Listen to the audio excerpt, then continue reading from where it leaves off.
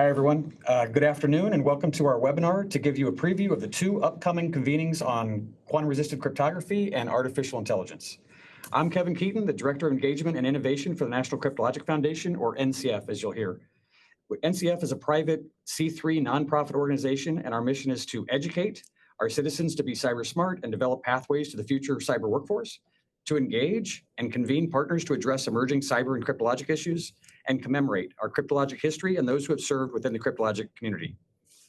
The NCF, via a public-private partnership with the National Security Agency, is sponsoring these convenings to act as a series of dialogues to identify and educate the American people on emerging national security challenges in cybersecurity and cryptography.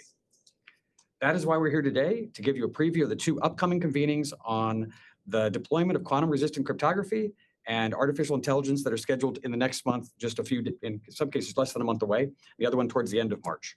I want to remind the participants, if you have any questions, please put them into the chat.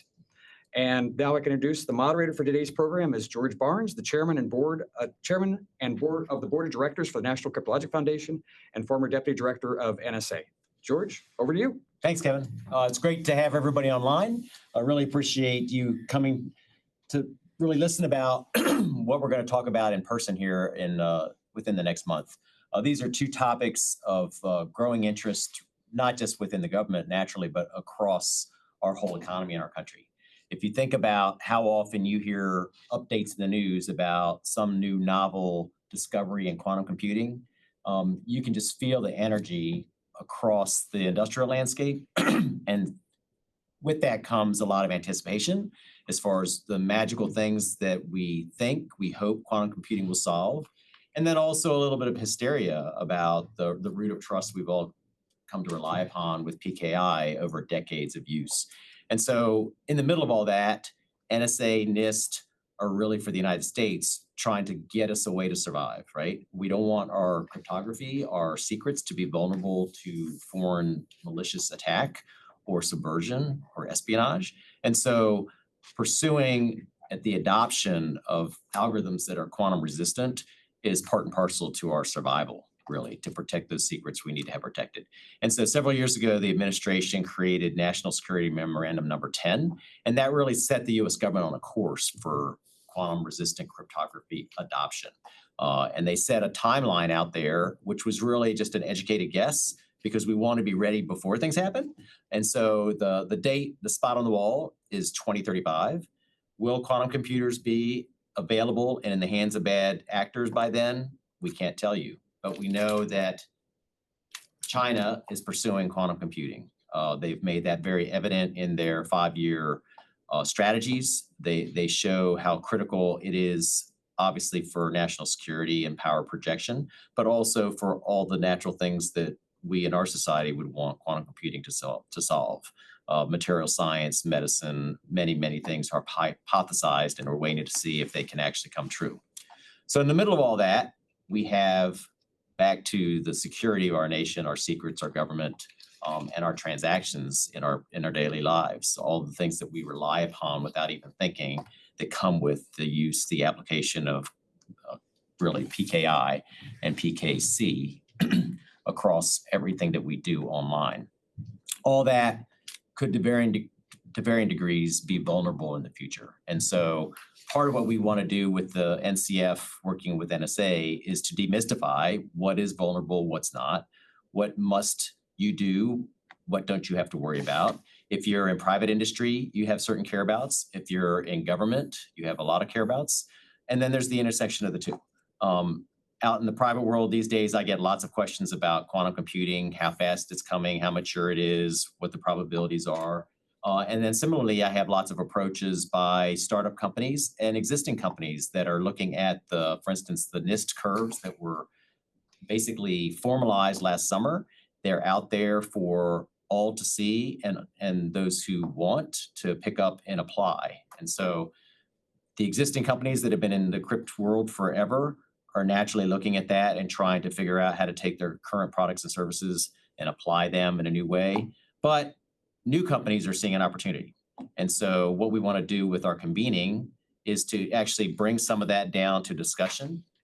Many of you and others were actually in our first two convenings on post-quantum cryptography last year. We had the first one in, I think, November or early December of 23, and then another one in March of last year in 24. So this March 11th will be the third. We're going to have, last time we divided the world between firmware and software. This time we're getting all the crews together. And so I have Morgan Stern here from NSA, who focuses a lot on this challenge.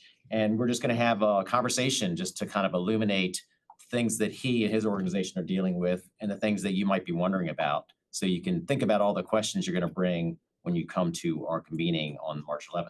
So Morgan, it's great to see you. Good to be here. Just really, I appreciate everything you all do. I used to spend 36 and a half years here. So I appreciated it tremendously when I was in NSA, but now that I'm on the outside, I have even more respect for what you do and the pressures that you all have, especially now as everybody finds themselves, A, trying to keep their cryptography up to date, but B, identifying what does it mean to go through this change. And so as you look out across the sector of cryptography, how are you seeing the different markets? As I mentioned, we've set the US government on timeline for transition. Are you seeing a lot of discussion in the private industry for that? Yeah, no, it's very interesting. So the U.S. government, as you said, we have the timelines we've set, and then if you look at a lot of the major players in e-commerce and such, many of them are starting to move. And so if you open up your browser today, there's as long as you've patched it recently and kept it up to date, there's a pretty good chance many websites you go to will be quantum resistant in the encryption that they're using today. On the other hand, there's smaller form factors, smaller devices out there, IoT devices. They're further away. Yeah. These are these are things that you don't really expect to upgrade with software. It will be when they sell new products, and that's maybe further down on their line. Great. As I mentioned, I get lots of approaches in my new life because I'm building cybersecurity companies from scratch. And one of the things that I get sometimes is approaches where people have a new algorithm that they want to turn into a product, and they assert that it's quantum resistant. And I go back and forth with them. The first thing I ask is this employing the NIST curves and things like that? What's your thought on how the NIST role manifests itself, NSA's role, and what, for those who are watching or listening, who are thinking about either extending into this world or getting into it from another vantage point, what's this thing about the NIST curves versus other curves that mathematicians may think are quantum resistant? What's the criticality there? So the thing to understand about the algorithms NIST has put out, with MLChem being the one that's so far been most deployed, the thing to understand about it is this is possibly the single most looked at cryptographic algorithm developed in the last easily 20 years. This is something which NIST held a competition. They told everyone this is what we are going to recommend folks use to achieve quantum resistance. And they started this competition 2017. And so you had literally hundreds of people from the very beginning banging away at all the potential ones. And MLChem, their selection, that is the survivor after everything else fell. So it is very tough for any other algorithm to claim to have been as well vetted. And while the math behind MLChem is often used in other algorithms, what you frequently see is maybe those others haven't thought as hard as MLChem did over the last 8 years about how you would integrate it, how you would implement it, setting the parameters. So as a rule, it'd be very tough to persuade someone, I'd say, to not use MLChem because of the community's confidence in it. Got it. Oh, that's cool. One of the other questions that I get routinely, and some of you all may have, is people see these algorithms out there that NIST has, through all this deliberation with crowdsourcing from cryptographers around the world to try to get the robust depth that you mentioned, Morgan. And then they turn to me and say, well, how do I get NSA to bless this? I want to sell to the defense market or areas where there's classified information. Are these NIST curves enough? What do I need to do? So the NIST algorithms, there's a subset of them that are allowed to be used to protect national security systems. We've published that. It's the suite of those algorithms is called CNSA 2.0, and that's the starting point. If someone in the DoD wants to go out and buy gear that's protecting a national security system, if it's a commercial purchase, the first thing they have to do is go and say, okay, am I protecting using CNSA? Now, how does one know that you're actually using that particular subset of the NIST algorithms? Well, NIST has this great service, crypto module validation, the CMVP, and there are products that can get the NIST stamp of, yep, an independent lab checked that the implementation on this product adheres to NIST standards. And then the Department of Defense further has the NIAP partnership to do further tests against common criteria. And if you get the stamp from an independent lab that, yep, this definitely meets the standards set by NSA, then defense elements can purchase those further systems. And so how does that process compare, overlap, or not with the other things that are out there that many in our audience may have heard of or try to use, like commercial solutions for classified? What's the relationship between those two? Okay, so the commercial solutions for classified are still further specifications saying here is how you can piece together different components, which each have a protection profile, in order to achieve the sort of robust security necessary if your national security system is actually carrying classified information. And so a customer of ours, say a service, would procure a CSFC solution. Then before they deploy it, it would come to NSA, who does one final validation check on any CSFC deployment out there. But it starts from the building block of these NIAP and NIST certified products. Okay. At the convenings last year, one of the topics that came up, and I know it continues to come up as there's more and more attention on this transition, is, well, many companies, many government organizations use cryptography in ways they know about, but also in ways they don't really understand because it's kind of baked inside. And so we hear all this push for creating a cryptographic inventory so you can understand what's out there, what do I need to do, by what time frame, who are my different vendors, and those types of things. Do you all have any thoughts about how companies should get help in that regard? I mean, I'd say the cryptographic inventory is sort of the critical first step, and there are companies out there that offer services, but this really is key, and you need to know where it's used and what your schedule is for when you could possibly replace those, because until you do the inventory, you just don't know what gear you're going to need to buy. Yeah, got it. No, that's helpful. And so many of you all may be wondering, if you hadn't come to a convening before, is this convenient for me? Am I going to learn anything new that I can't get online? Or what would I get out of spending a day talking about these topics with whomever shows up? What do you think about that? I mean, first off, like I say, if you're one of the 53 people who is spending this lovely Friday afternoon dialing in, then I'm guessing this is for you. But these are great things. So we are getting together, the government and the different parts of government that are worried about these transitions. We're getting companies who are who have been there and are starting on their journey. We're getting together vendors who want to sell in this space, and we're getting them all together to share lessons learned and make sure that the community and the whole crypto ecosystem out there can move along to make sure that we are actually able to address this threat by 2035. So, if you're part of that, then I would say, looking forward to seeing you in 2 weeks. Awesome. Cool. Well, thanks, Morgan. You've wet our whistle, and there's a lot here. I know as I mentioned in the beginning, every couple of days I get this update about new marvels in computing, and that dramatically portends to, okay, what are we doing for readiness? The other trend that I'm seeing, which I know most of you all are aware of, is modern warfare requires robust networking. Everything is networked. Everything is more intelligent.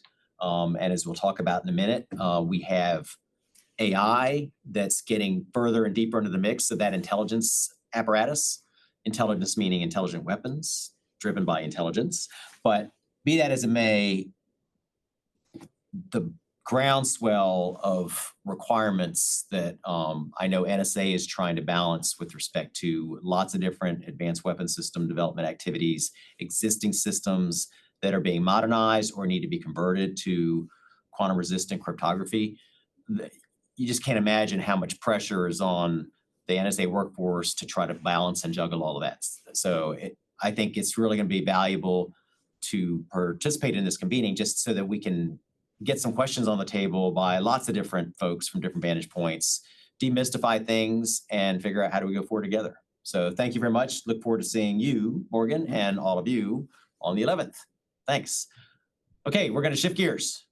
Now we're going to talk about those two letters that we seem to say every other minute. You don't have to guess which ones they are because we all know AI. We have Vinh Nguyen, who's NSA's lead for AI. He's been the lead really for the last several years. And before I left, he was really gaining steam and trying to get his hands around what's the difference between what happened in November of 2022 when ChatGPT kind of surfaced as one of the big first new ones that kind of started to change our life. And look how long it's been now. It's been over 2 years. In AI time, that's like 20 years another time, right? And so the speed by which we have all started to even take for granted AI. I mean, how often do you actually just do a Google search and now you're getting AI-derived answers, much less anything else. And so it has percolated into all of our lives. It's becoming a mainstream expectation for the products and services that we use, but also if you're in business, there's some aspect of it that you are probably contemplating, if not integrating, A, for all the feature sets that it can bring to bear, but also B, for the competitive nature that exists with its existence. So that's all happening. Now, of course, we're going to talk about the use of AI in the government, NSA being an example. Our convening on the 27th and 28th of March is really going to bring government and industry, think tanks, academia together to really look at what's the rate of pace of AI and its integration and adoption for government use and also for use in, national security. There are lots of considerations, as everyone would imagine. There's also a major challenge that I think we have, whether you're in government or in industry, this whole culture shift. Most companies, most government organizations now are setting down markers to say, okay, what should we be doing differently if we integrate and apply some aspect of AI? And you don't know it till you see it. And so some people have a hard time grappling with, well, what would I do differently? Some things are easy because AI can make life easier if it's like an assistant, an intelligent assistant to what you're doing. But it's changing so fast that many people can't even contemplate what it can do. And so one of the things that we're going to do in this convening is just take a day in the life of NSA and the government to figure out, well, in the last year, how fast have things changed? What's happening now that we couldn't even contemplate a year ago? And what do we see happening in the next year? And so I have, as I mentioned, Vinh here. He wants to wet your whistle and get you all appetized to come to that convening. Vinh, it's great to see you. Yeah, thank you. So I have spent a lot of time, of course, being at NSA, looking at machine learning, the early days of AI. But the revolutionary thing that happened just as I was leaving in 23 was this whole introduction of these models. And now, of course, things have gotten much further. We have autonomous agentic AI. We have things that mix models and data within your own organization and using retrieval augmented generation, RAG, to actually bring the two together, make meaning, and provide answers. And so, Vinh, it's been a while since I saw you, and I know things have changed. Tell me a little bit about what NSA's done since I've been gone. Yeah, so for most people, you may not know that NSA has been in this AI business for a long time, since the 60s. Yeah. And we were the first few entities working with scientists to build the first few machine learning algorithms in the late 60s. And so we are no stranger to AI and the integration.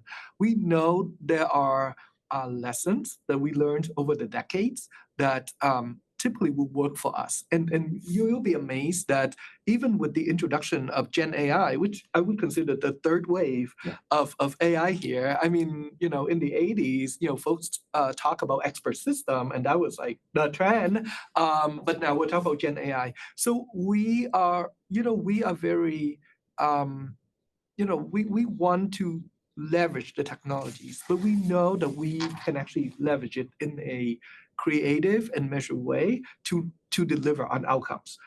So the number one thinking is we have to think about the people first and not just the technologies, because there's a lot of organizations that will go in and say, hey, I want Gen AI. Yeah. Okay, Gen AI. And then you run some pilots and then you're like, what did it do for us? And no one can tell outside of improving some writing. Okay, so that's wonderful, but the CEOs and the senior leaders will come back and say, well, what is the ROI on this? And so we learned that over time for AI, you have to really come in and with new technologies like Gen AI is a more general technologies. And so you come in with two approaches. One, you have to be very clear on what mission and business problems you want to solve upfront. Don't try to use the technology to solve some problems. Right.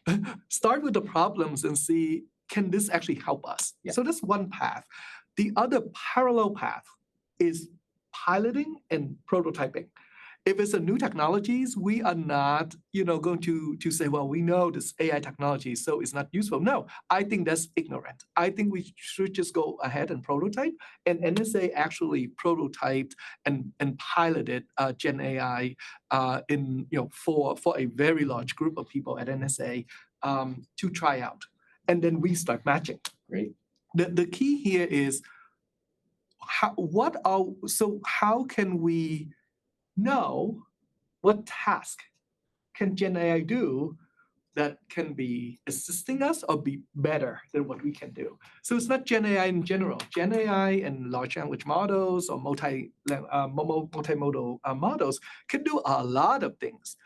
But NSA doesn't need to write haikus very well. Okay, I don't need that. But what we need is how can we retrieve knowledge? How can we do machine translation better? How can we generate content, including codes? And so after your pilots, you have to figure out what are the tasks that are most relevant for the enterprise. Right. And we did that pilot to understand the task, because once you know the task, you now know, do you use RAG? Do you fine-tune models? Do you use frontier AI services? And now you have a game plan on mission problems, things that you can do today with AI, what type of models, compute, and what type of the right selections, and what is your cost. And by doing that, you can actually get the biggest result with the cheapest cost. That's great. And that is how you want to think about it. So NSA, we went on this journey since 2023 to work through this. And that's my recommendation for everyone. Don't jump into Gen AI head first. Jump into it, but be very strategic on what you want to get out of it. Right. So there's a lot of talk, of course, as these new models are presenting themselves. We had the cataclysmic event within the last month of DeepSeek. And so many on the outside are wondering, well, which models do I use? And then, of course, if they're in their own companies or if they're in their government or in their private lives, what's safe, what's not safe? How do I know? And for many of the audience here, if you're an industry and you work in the AI world, you might be wondering, well, how do I actually get my technology in the hands of government personnel to do their jobs better and make their lives easier?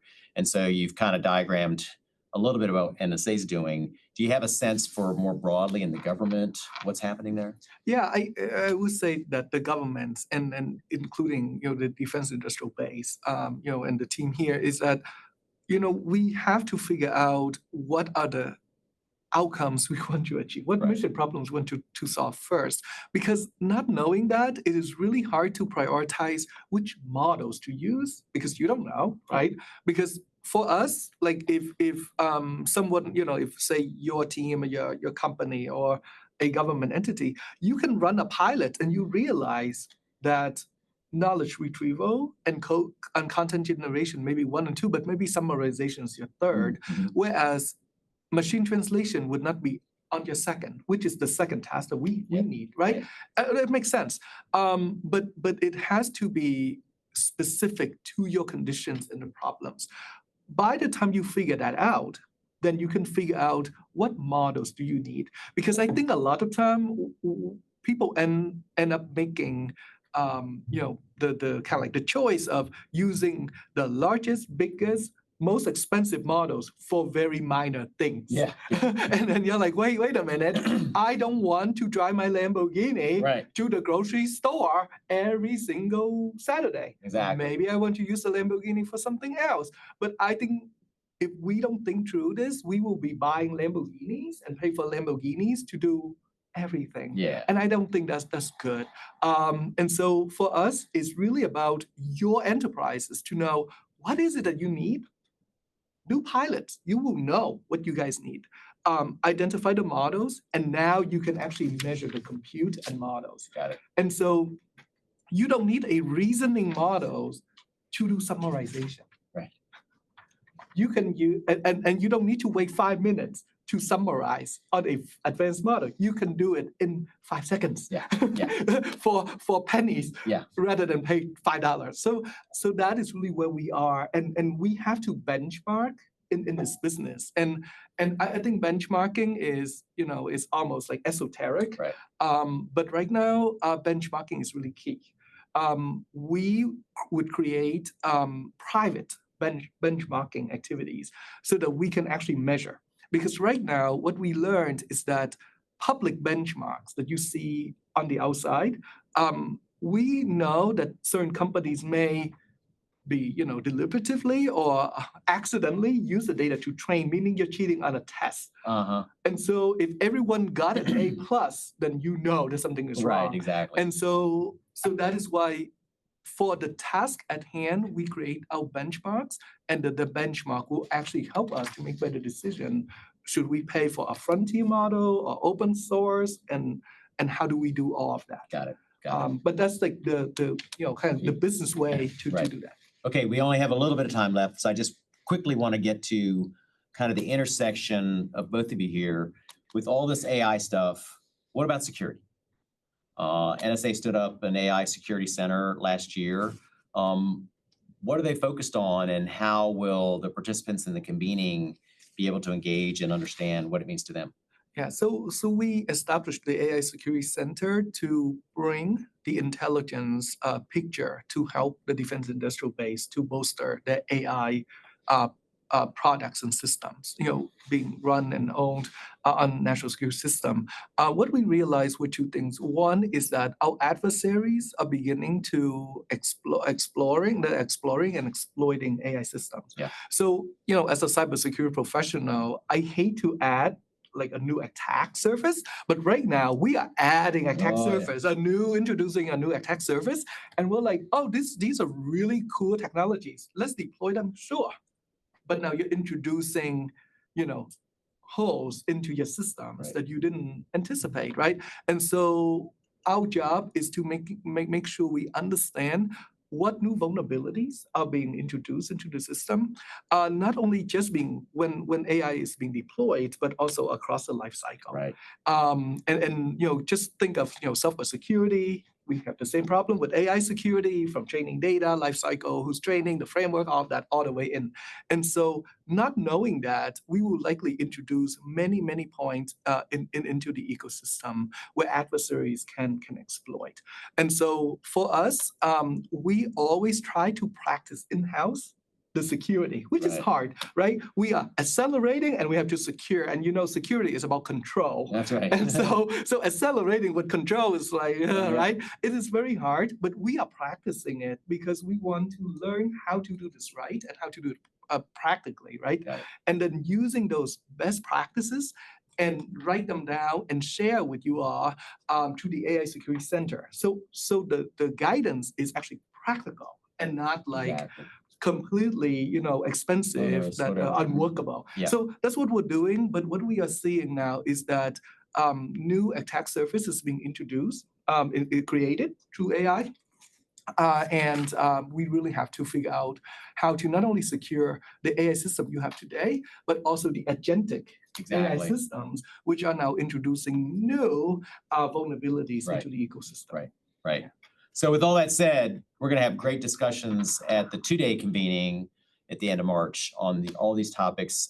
Beyond all the subject matter, we have some very esteemed guest speakers. We've got General Hawk, who's the NSA Director, Cybercom Commander. We have Phil Venables, who's the CISO from Google.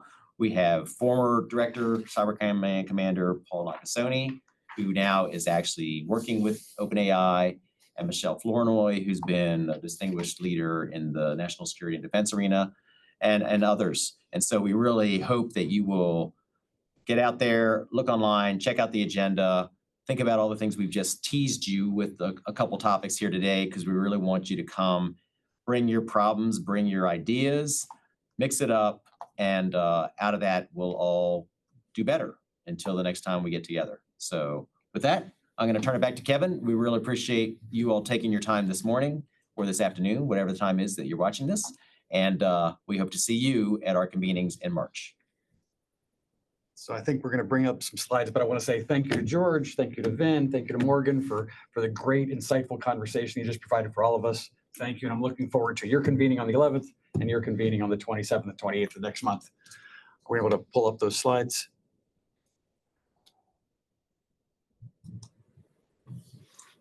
Bear with us. We're pulling slides. There we go. There we go. All right. So here's the information. If you haven't seen it, this is also available on the National Cryptologic webpage, which is cryptologicorganization.org. But you can see it here. The 11th, the convening on the 11th related to Morgan is down over in College Park on the Hyattsville portion of the University of Maryland campus. And that, again, is on the 11th, and you can register off the webpage. And then the AI event is on the 27th and 28th, and that is at the Karasoff Conference and Collaboration Center in Reston, Virginia. So that is trying to make it more convenient for our DC compatriots that might want to attend the conference. And again, it's 2 days with the night of the 27th actually having a dinner with General Hawk being the main speaker and a fantastic fireside chat as part of it. So with that, please go to cryptologicfoundation.org and register and find out even more information to include the agendas for both activities. With that, I want to thank you. And if you have any questions, please submit them and we'll talk to you later.